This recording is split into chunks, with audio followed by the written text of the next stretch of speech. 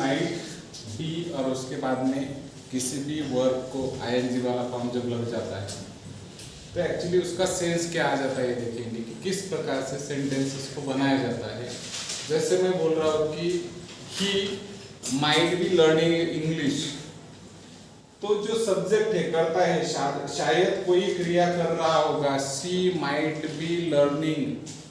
तो सी मतलब वो लड़की, माइट बी लर्निंग इंग्लिश मतलब वो शायद सीखने की क्रिया कर रही है, कर रही होगी, दैट इज द पॉसिबिलिटी। तो सब्जेक्ट कोई ना कोई शायद क्रिया कर रहा होगा, कोई वर्ब कोई एक्शन कर रहा होगा, ये बताना चाहते हैं स्ट्रक्चर द्वारा। अब इस स्ट्रक्चर को बनाया कैसे जाता है उसके कुछ एग्जांपल, जैसे ही माइट बी प्लेइंग, तो वह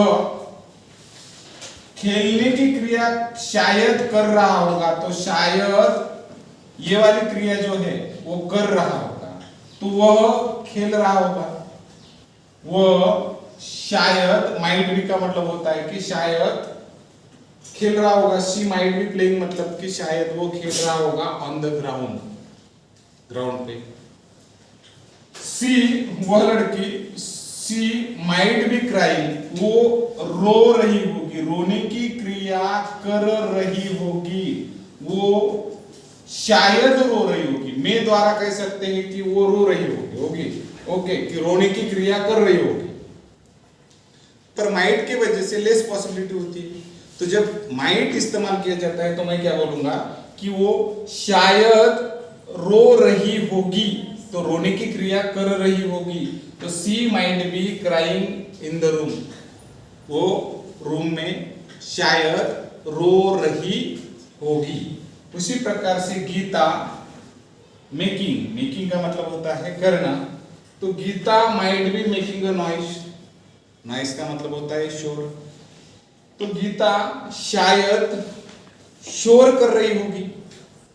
तो Geeta might be making a noise. उसी प्रकार से सी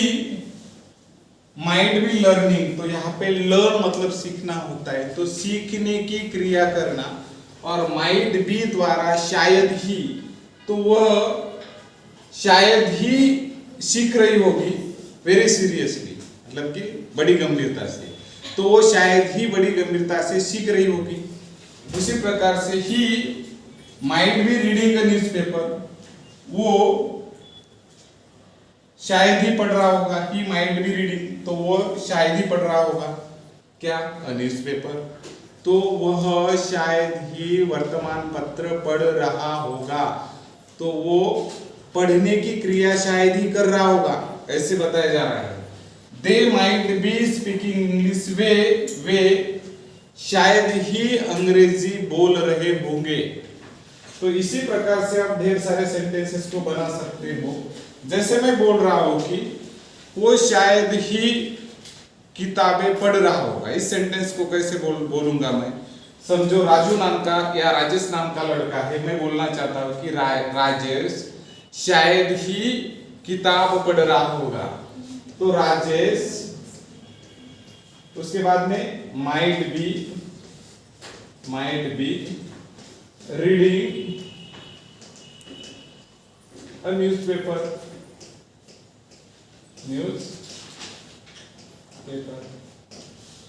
मैं ऐसे बोल रहा हूं कि वो शायद ही नाच रहा होगा, नीता शायद ही नाच रही होगी। कैसे सेंटेंस को बनाएंगे हम, नीता, उसके बाद में माइट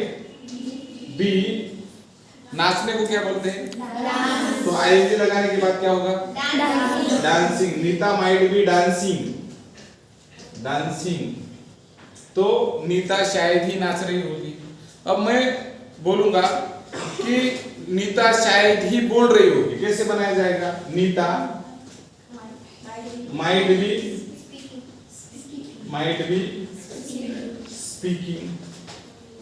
तो इस प्रकार से सब्जेक्ट शायद ही कोई क्रिया कर रहा होगा, इस प्रकार का मीनिंग आ जाता है। अब मैं बोल रहा हूं कि तुम शायद ही गाना गा रहे होगे, you might be singing a song. तो सब्जेक्ट शायद ही कोई क्रिया कर रहा होगा, ये जब आप बताना चाहते हो तो you should always use subject, उसके बाद में माइट बी, उसके बाद में आईएनजी वाला वर्ब P4 और उसके बाद में रेस्ट ऑफ द सेंटेंस, यानी कि जो रहा वाला सेंटेंस है वो लिख सकते हो।